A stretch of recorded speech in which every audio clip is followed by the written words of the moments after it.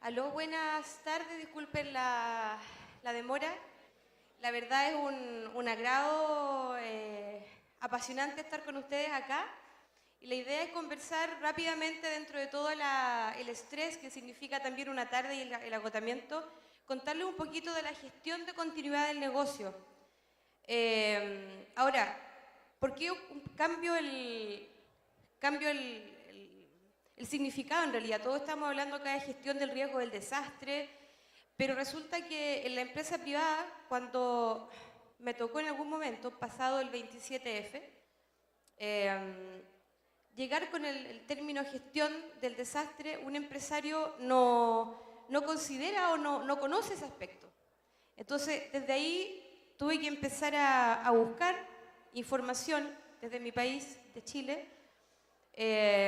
Ustedes verán mi nombre ahí, Susana Fuentes, Riquelme Fuentes con Z. Yo soy dueña de 3 empresas, pequeñas, pero con fuerte valor en la gestión del riesgo, pero con el concepto de continuidad del negocio, porque ese, como les digo, es lo que el empresario escucha. Si yo voy con el otro discurso, gestión del riesgo, el empresario la verdad que no conoce esos significados. Entonces, ¿cuándo partió la continuidad del negocio como tal? Vamos a su nacimiento. La British Standard 25999, que es un poco engorroso explicar todo lo que significa. Pero, ¿qué nos indica obviamente? Los conceptos son muy parecidos a todo lo que vemos en las presentaciones. ¿Sí somos vulnerables? Claro que sí. Todos somos vulnerables y en todos los países y se ve en la fotografía. Y obviamente hay algunos eventos que se pueden evitar, otros no. Ahora, esta norma, en sus inicios cuando me tocó buscarla para poder implementar, porque un cliente me dijo, mira, 27F, yo quiero que implementes, no gestión del riesgo, el plan de continuidad del negocio. Entonces me tuve que ir a esta norma, que es de donde nace la continuidad, la British Standard 25999, con sus códigos de prácticas, buenas prácticas, y no es auditable, y todos sus requisitos y elementos obligatorios auditables. Esto es previo a que la norma fuera norma ISO. Factores que afectan a la continuidad del negocio. Esto es lo que un empresario escucha y lo que yo he tenido que vivir para que ese empresario de una empresa de telecomunicaciones chilena, de un banco, de una industria metalúrgica, de una empresa de retail, quiera hacerlo, implemente un plan y pueda partir. ¿Cómo? Obviamente, ¿qué factores me afectan? Lo primero que afecta a una compañía es la gran dependencia de la tecnología, ¿ya?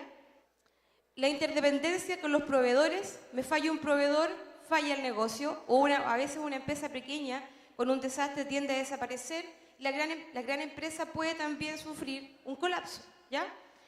Un acto individual también puede tener consecuencias, la competencia y cualquier obligación legal o regulación sectorial.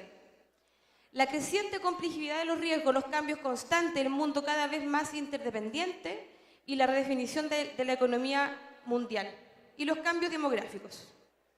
Entonces, si nos vamos a algunas páginas importantes que el empresario ve o en los diarios ve, tenemos riesgo. Lo primero que va a ver él, que este desastre, ¿en qué me va a afectar? En mi riesgo económico, porque la empresa no puede seguir funcionando. Ahora, si una empresa no puede seguir funcionando, como pasa en los desastres, que si no puede una empresa de telecomunicaciones dar la continuidad de comunicación, o si un banco no puede funcionar por lo mismo, se cae el modelo económico y por ende va a aumentar más la pobreza y va a ser mucho más complicado que esa comunidad, ese país o esa región vuelva a resurgir después del desastre.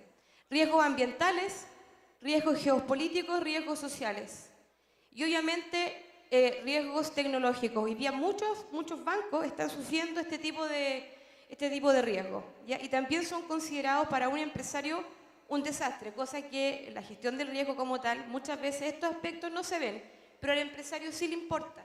Si yo voy con eso, va a querer implementar y también escuchar al sector público.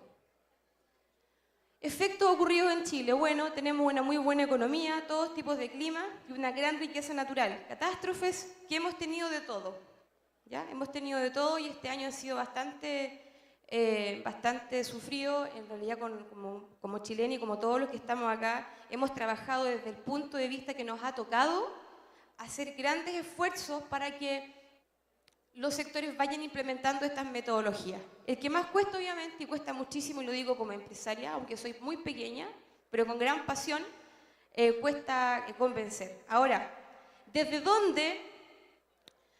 Bueno, ahí están algunos ejemplos de los efectos ocurridos en Chile, y al final, si ustedes se fijan, yo les comenté, y acá delante conversaba con otra persona y me decía, bueno, ¿y dónde converge esto? La gestión del riesgo y la continuidad del negocio.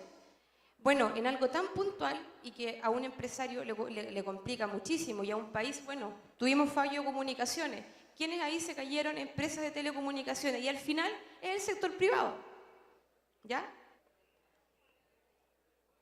Los desastres ocurridos en América, bueno, pérdidas millonarias, no voy a ir más a ese detalle porque en realidad lo conocen quizás muchos más ustedes que yo en toda la parte del sector público. ¿Qué es lo que es la continuidad del negocio? Bueno, una capacidad estratégica, y quizás no les voy a contar cómo aparece tal cual en la presentación, pero la continuidad del negocio nace desde el directorio de una compañía, va mucho más allá de un plan de responsabilidad social, desde un plan de prevención de riesgos laborales. Esto es parte de lo que un directorio conversa y está dentro de la pauta, desde que sea un plan pequeño hasta que ya esté implementado como tal en su etapa final. Priorizar, obviamente, y planificar y anticipar evitando cada contingencia de manera que el modelo de gestión no haya que improvisar. O sea, por ejemplo, una empresa en la cual me tocó trabajar y estoy trabajando a la fecha de telecomunicaciones, más del 80% de sus trabajadores eran extranjeros en Chile. Entonces, claro, ahí el problema para ellos fue, bueno, hubo terremoto y se les fue más del 50% de su masa laboral.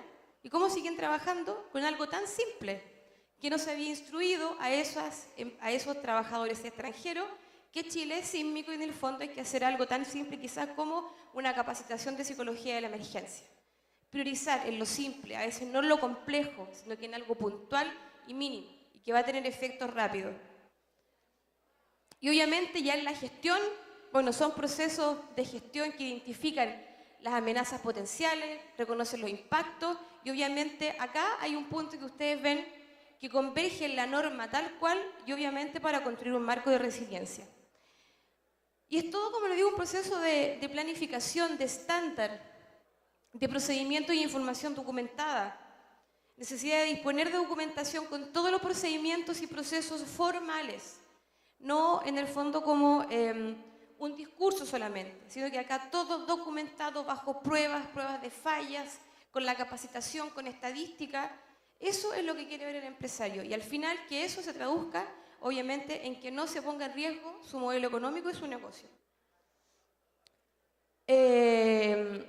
Gran problema hoy día que ocurre en las empresas, que el plan de continuidad del negocio muchas veces se divide, y esto también me ha tocado vivirlo, y a los colegas que trabajamos y implementamos esta norma, que se va hacia la información, a la parte informática, con el lado de recursos humanos. También dentro de las empresas ocurren a veces estas incongruencias, ¿ya? Entonces acá hay algo, una imagen muy simple. Por ejemplo, dice la gestión del incidente, ¿cómo me afecta esto en un edificio, por ejemplo? Tengo el incidente, un fuego, ¿qué es lo que hago? Llamo a bomberos, me genera una causa de interrupción. No va a poder entrar al edificio esa masa de gente a trabajar y me genera un impacto y el negocio no puede seguir operando. O sea, yo con esa lámina, tan simple como esa, un empresario dijo, ok, yo implemento mi plan de continuidad del negocio, porque me va a afectar en mi tema económico. Y bueno, como verán, hay mucha información. Esta norma ya es norma ISO, pasó de ser norma británica a norma ISO, tiene mucha convergencia. El nuevo estándar es certificable como tal. Y acá algo que quiero compartir con ustedes. De las compañías que experimenten un incidente grave, el 43% nunca vuelve a abrir.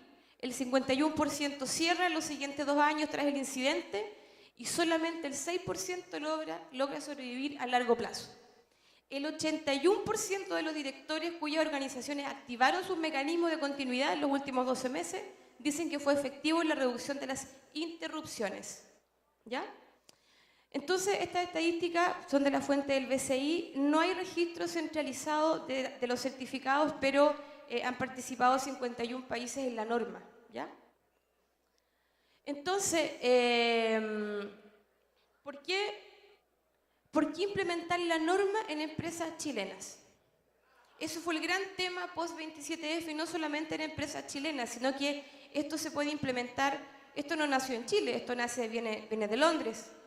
Entonces, yo creo que mi opinión humilde como consultor y como dueña de empresa y bajo el vocabulario del sector privado es simplemente converger todo este conocimiento, sentarse a conversar e implementar las metodologías para que lleguen a ser políticas. Y ahora, el empresario, si ustedes me preguntan, entonces es muy difícil que el empresario quiera hacerlo, pero cuando se llega con la información como tal, con evidencia tangible, el empresario lo hace.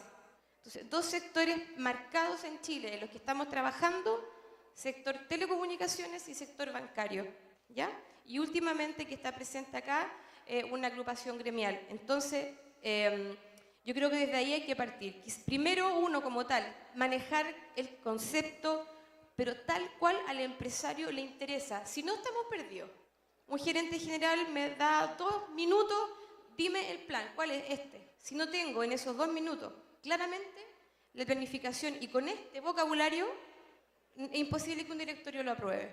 Así que, bueno, yo estoy muy contenta de representar a mi país, estamos haciendo grandes cosas, falta mucho más, pero creo que estamos en un muy buen camino. Yo los invito a adquirir el conocimiento que el sector público muchas veces no tiene en estas metodologías para que el sector privado los escuche.